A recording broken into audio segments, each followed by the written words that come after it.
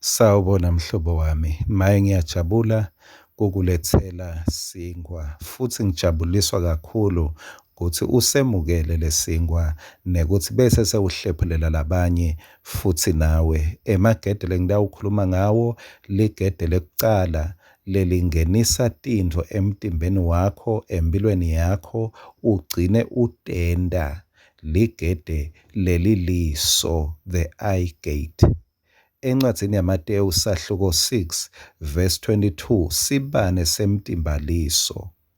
Ngakho-ke nangabe liso lakho liphilile nemtimba wonke uyakuba sekukhanyeni. Kodwa nangabe liso lakho lingaphili nemtimba wonke uyakuba sebumnyameni. Lesingakusho nje masinyane lokuhambisana neliciniso ngemagede. Jesu uthi ulisango letimvu, Jesu uthi uma engasemnyango uyanconcotha, Jesu uthi ngenani ngelisango lelincane, Jesu uthi yena ulisango umuntu ungena ngaye asinziswe. Impilo nje eveni lakamoya igcwele emagede, igcwele emasango, igcwele iminyango.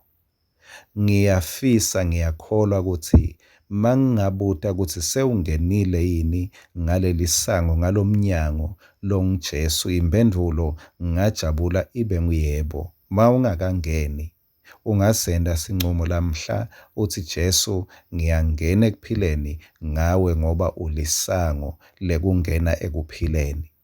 Angisho-ke futhi ukuthi lisango ngetulu kwato tonke tintfo kula kuvunyelwa tintfo tingene noma tingangeni. Kula tintfo temukelwa khona noma tingemukelwa. LiBhayibheli lisitshela ukuthi lisango likukhanya kwemtimba maliphilile. Loku akusho ukugula kwalo nje nekuphila physically, kepha kukhulunywa ngetintfo lotivumelako letihlobile noma letingcolile. Loku kuyasinika umcondvo ukuthi kuphilela uNkulunkulu akubangwa nje kuya esontfweni. Kuphila impilo lengitawuthi yi-godly life akubangwa ukuthi uye esontfweni, kepha kuthi uvumela ini ingene kuleli gede iye emphefumulweni, ligede leliliso. Kunesandla lesikhulu ukuthi utamphilela yini uNkulunkulu noma utawuphilela Sathane.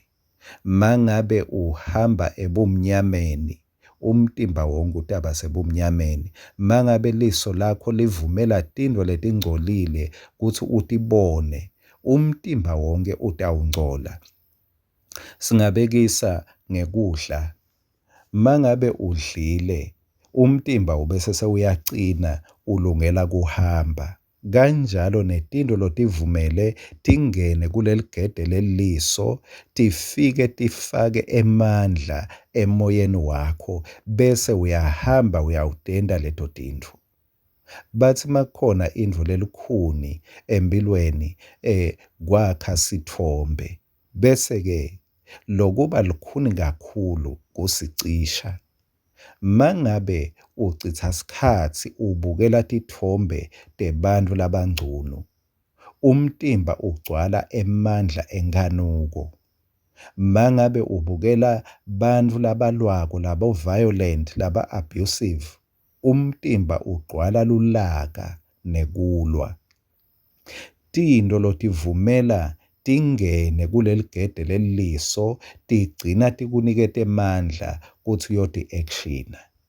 Liso ngula khona kunemandla ekuthi ungathi yes, loku uyakuvumela kungene, noma uthi no, loku awukuvumeli. Yindzawo yetincumo. Ngakho-ke mangabe utawukhona kuphilela uNkulunkulu, akusinge ukuthi utawuhlabela kanganani, akusinge ukuthi utawuya kangakhi esontfweni, kutawuya ngekuthi lilanga ngelilanga uncume kubuka ini. Akusitintfo nje lotibonako ngoba kuningi longakubona kwedlule esweni. Kepha yini loyinesa njengemuntu abuka kukhamera athatha sithombe? Tithombe tini lotivumela tibe processed, takheke, tingene ngeliso lakho ngoba leto tithombe leto utawusukuma uyoti-processa uthathe i-action. Kungako Jobe uthi ngente sivumelwano ukuthi ngingabuki wesifazane ngimkhanuke. Davide uze ulimala nje wathatha sithombe ngeliso lakhe wabuka umuntu wesifazane. Ngakho-ke beka bogadi labacinile esweni lakho ngesivumelwano. Futhi themba malo engcwele kuthi malo engcwele ngiside tintweni lengitibukako ngaleli sango tingangeni letingcolile ngoba taze tangena ngidawuba nemandla ekuyawutenda. Kepha ngibe nemandla ekubuka tintfo. Kungako le ncwadi yemithetho ingasuki emehlweni akho ngoba wazindla ngayo, wangenisa livi laNkulunkulu, ungenisa kuphila, utawu-actiona kuphila. Ngaleli vi, caphela ligede leli liso kuthi yini loyingenisako khona ngoba emandla ekuphila akuleli gede. uNkulunkulu akubusise. Amen.